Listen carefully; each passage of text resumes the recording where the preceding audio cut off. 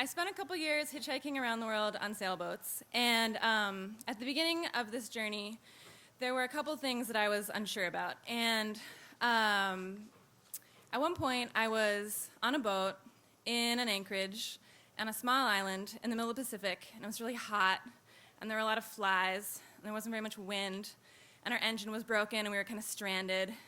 And I was with two guys that I was hitchhiking with, and they were kind of mad the way that, because the engine wasn't working, and they should have been able to make the engine work kind of thing. And I really just wanted to get off the boat and go for a swim. And the thing is that on this island, it had been really rainy, and so this anchorage, the water was really murky. And ever since I was a kid, I always thought the murky water is really scary because you can't really see what's in it. Maybe there's like snakes or sharks or something.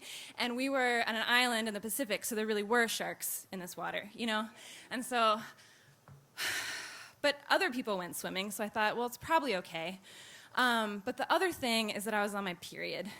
And I had thought about this before I went because that's the kind of person I am, and I'd researched it online. And so I'd read articles either way. Most people said that sharks are not attracted to menstrual blood because, one, they have the blood has a lot of hormones in it, and two, it's kind of older blood, and sharks are hunters. They're not scavengers. So the sharks were not going to go for me. Okay. So the thing is, though, that we've been on this island for a little bit, and I'd seen the sharks in these waters. There were black tips and white tips and some grays, and gray sharks.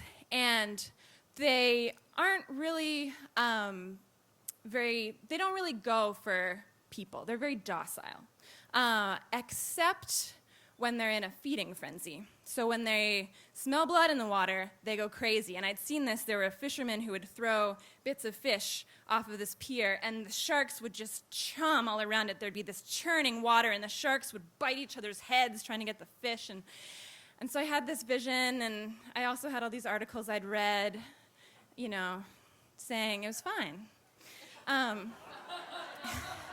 So I thought, okay, I'm standing on the edge of the boat, and I'm in my bathing suit, and I've got goggles so that when I jump in the water, maybe I'll be able to see something in the pea soup of the murk and get away in time. But I can't really, I'm just like really having trouble jumping off the boat. And one of the guys on the boat's like, hey, what are you doing? Are you going to go swimming or what? And I was like, yeah. I'm going swimming. So eventually I just do because I just do.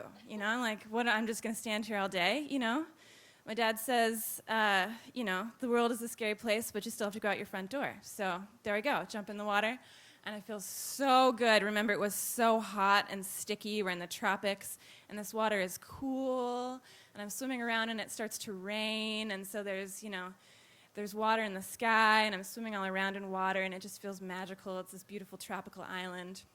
And I think, okay, I'm going to swim to the beach. Because remember, we're stranded, we're just, nothing's going on. So I decided I'm going to swim to the beach. I got my goggles on. I'm looking for the sharks. I can't really see anything anyway because there's only a few feet of visibility, but I don't see any sharks. And I'm going to the beach. And also, that feeling when you're, I decide that I want to, use my foot as a feeler because I'm worried what's going to be on the bottom because I can't really see the bottom. I don't know if it's going to be muddy or rocky or slimy or what.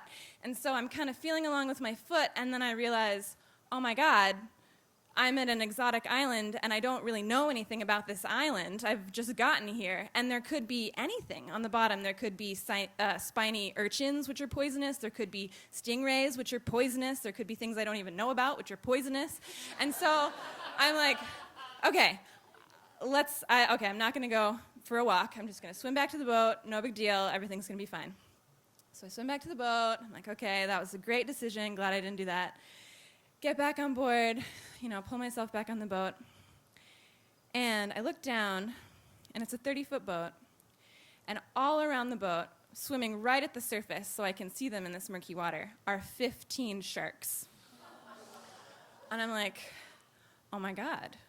I called them here, like I did this, and thank God I got out of the water, but I did this, And one of the guys comes over, his name's Chet, and I'm like, Chet, look. And he's like, yeah, isn't that crazy? All these sharks, I don't know what they're doing here. And I tell him, I was just swimming, I'm on my period, And he he looks at me, and we just have this moment where it's like, oh my God, like, I'm so witchy, And then, there's this other guy on the boat, Cyril, and he's down below. So I have this I need to tell somebody else. So I go downstairs to tell Cyril that it's amazing, my body called all these sharks to me. And Cyril is cleaning out our refrigerator. And one of the things that he was cleaning out is this big package of beef that we'd bought for this trip that had gone bad. So he was throwing it out. And it was, this plastic package was filled with blood. And so actually, he was going through these things and dumping them all down our sink. And on a boat, when you dump something down the sink, it just goes in the water. So it wasn't at all that there was something crazy about my period. It's a lie. Don't worry about it. You can go swimming with the sharks on your period. It's not going to be a big deal. Actually, this guy that I was on the boat with wasn't even thinking that I was in the water and was dumping blood down the sink. So, thanks, guys.